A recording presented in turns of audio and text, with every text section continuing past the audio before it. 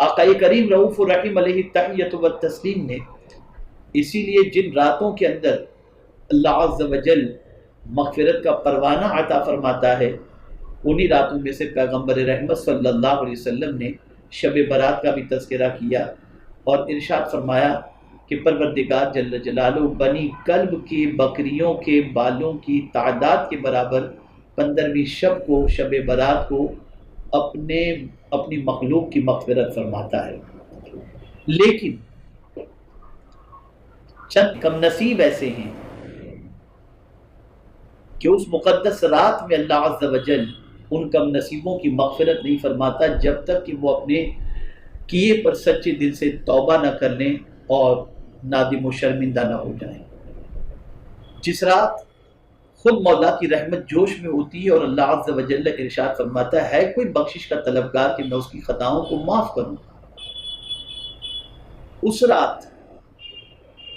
ان بندوں کی مغفرت نہیں فرماتا جو بندے ان گناہوں میں گرفتار ہیں جن گناہوں کا تذکرہ میں ابھی کرنے والا ہوں۔ تو میری گزارش یہ ہے کہ شب برات کے آنے سے پہلے اگر ان گناہوں میں سے کسی گناہ کے اندر گرفتار ہو چکے ہوں تو شب برات سے پہلے اللہ کی بارگاہ میں سچے دل سے توبہ کر لیں،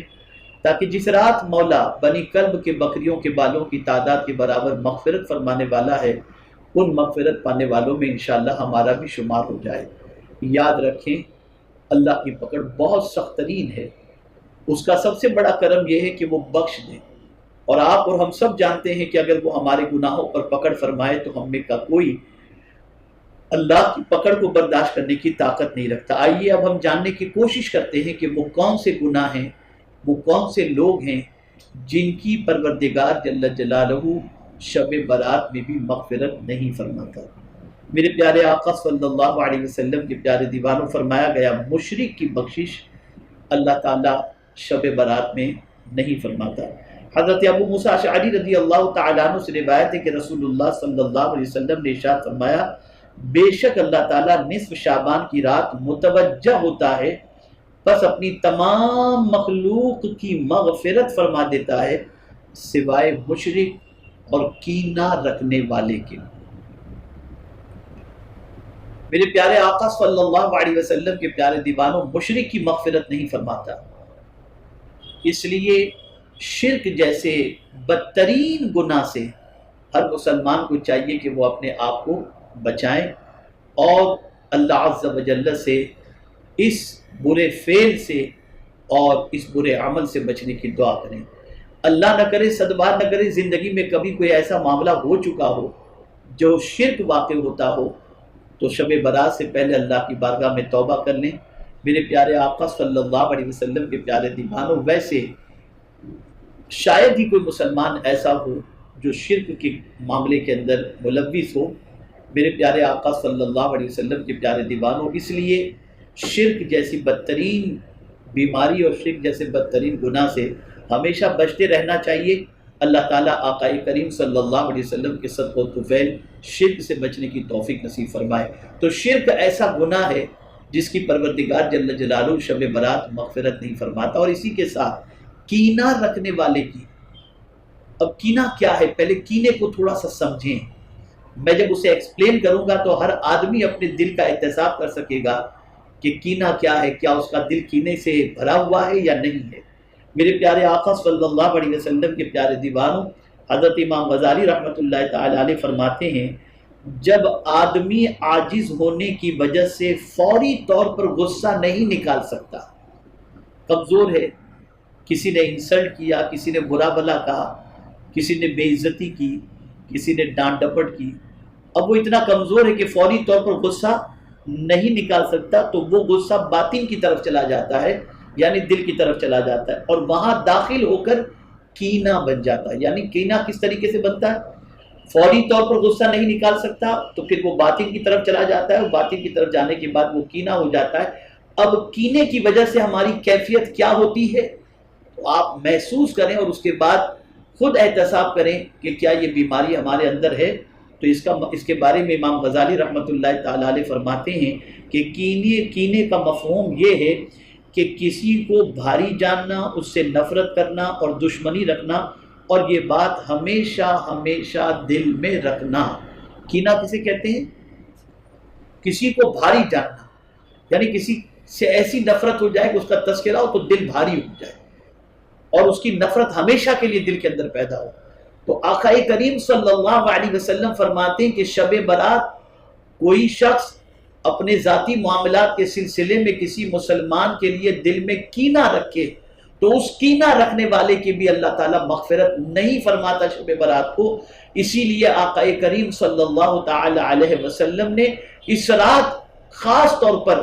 کینے والوں کے حوالے سے فرمایا کہ جن کے سینوں میں کینہ ہوتا ہے، مولا فرماتا ہے وہ کینہ رکھنے والا اگر عبادت بھی کر رہا ہے اور جو ہے وہ رو رو کر دعائیں بھی کر رہا ہے تو مولا فرماتے ہیں آج کی رات اس کی بخشش نہیں ہوگی جب تک کہ یہ اپنے سینے کو کینے سے پاک نہ کر لے۔ تو میں آپ سے پوچھنا چاہتا ہوں میرے پیارے آقا صلی اللہ علیہ وسلم کے پیارے دیوانوں، کیا آپ اور ہم یہ چاہتے ہیں کہ اللہ تعالی ہماری مغفرت نہ فرمائے؟ ہم اللہ کی پکڑ کو برداشت کرنے کی طاقت رکھتے ہیں؟ اگر نہیں رکھتے تو شب برات کے آنے سے پہلے اپنے دل کو صاف کر لو۔ اعلیٰ حضرت عظیم البرکت امام عشق و محبت 14 شعبان کو اپنے گھر لوگوں کو بلاتے اور فرماتے تھے کہ ایک دوسرے کو معاف تم کر دو تمہیں خدا معاف فرما دے گا۔ تو میرے پیارے آقا صلی اللہ علیہ وسلم کے پیارے دیوانوں، شب برات سے پہلے اپنے سینے کو کینے سے پاک کر لو۔ انشاءاللہ العظیم اس رات جن لوگوں کی مولا مغفرت فرمانے والا ہے اس میں انشاءاللہ ہمارا بھی شمار اللہ تعالیٰ فرما دے گا۔ تو کینہ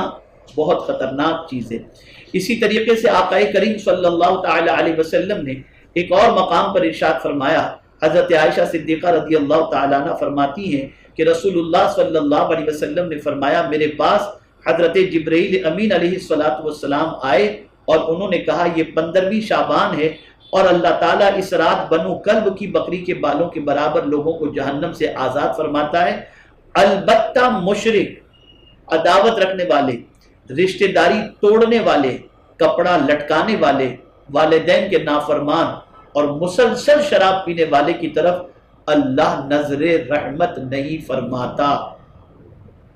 رشتہ توڑنا یہ اتنا بڑا گناہ ہے کہ اس مبارک رات اللہ تعالیٰ رشتہ توڑنے والے کی طرف نظر رحمت نہیں فرماتا۔ میرے پیارے آقا صلی اللہ علیہ وسلم کے پیارے دیوانوں، ایک حدیث سماعت فرمائیں کہ رشتہ کاٹنے والا اور رشتہ توڑنے والا حضور صلی اللہ علیہ وسلم کے نزدیک کیسا ہے؟ آقا کریم صلی اللہ تعالی علیہ وسلم نے فرمایا جنت میں کاٹنے والا داخل نہیں ہوگا، یعنی رشتہ کاٹنے والا، جو رشتہ توڑتے ہیں، رشتہ کاٹتے ہیں، ایسا شخص آقا کریم صلی اللہ علیہ وسلم فرماتے ہیں جنت میں داخل نہیں ہوگا۔ اور شب برات سرکار صلی اللہ علیہ وسلم فرماتے ہیں رشتہ کاٹنے والے کی بھی مغفرت نہیں ہوگی۔ تو اس سے پہلے کہ شب برات آئے اگر آپ نے کسی کے ساتھ رشتہ توڑے رکھا ہے تو اس رشتے کو جوڑنے کی کوشش کریں، اس رشتے کو قائم کر لیں اور ٹوٹے ہوئے رشتے کو جوڑیں تاکہ پروردگار جل جلالہ شب برات میں مغفرت فرمائے۔ اسی طریقے سے اگر کوئی شخص ازراہ فقر و تکبر اپنا پائجامہ ٹکنوں کے نیچے تک رکھتا ہے اور گھسیٹتا ہے تو اس پر بھی اللہ کے رسول صلی اللہ علیہ وسلم فرماتے ہیں کہ اللہ نظر رحمت نہیں فرمائے گا۔ تو اگر کوئی ایسا کرتا تھا تو توبہ کر لے اور آئندہ اپنے پائجامے کو اور اپنے پائجامے کو، لنگی کو ٹکنوں کے نیچے تک دراز کرنے کی کوشش نہ کرے، اور آج تک کیا تھا تو اللہ کی بارگاہ میں سچے دل سے توبہ کر لے۔ میرے پیارے آقا صلی اللہ تعالی علیہ وسلم کے پیارے دیوانوں، اسی طریقے سے والدین کے نافرمان کے لیے بھی آقا کریم صلی اللہ علیہ وسلم نے فرمایا اس کی بھی مغفرت شب برات میں نہیں ہوتی۔ اگر آپ نے آج تک ماں باپ کو ناراض کیا ہے، ماں باپ کی نافرمانی کی ہے، ماں باپ کی دل آزاری کی ہے، اور آپ شب برات جاگ جاگ کر رو رو کر دعائیں کر رہے ہیں اور سمجھ رہے ہیں کہ اللہ تعالیٰ مغفرت فرما دے گا، تو میں آپ کو بتاؤں پیغمبر رحمت صلی اللہ علیہ وسلم نے فرمایا ماں باپ کو ناراض کرنے والے یا ماں باپ کو تکلیف پہنچانے والے یا ماں باپ کے نافرمان کی اللہ شب برات میں مغفرت نہیں فرماتا۔ تو شب برات کے آنے سے پہلے اپنے ماں باپ کو منا لو، ان کو راضی کر لو، ان سے معافی مانگو، انہیں خوش کرنے کی کوشش کرو تاکہ اللہ تعالیٰ ان کے خوش ہونے پر مغفرت کا پروانہ عطا فرما دے۔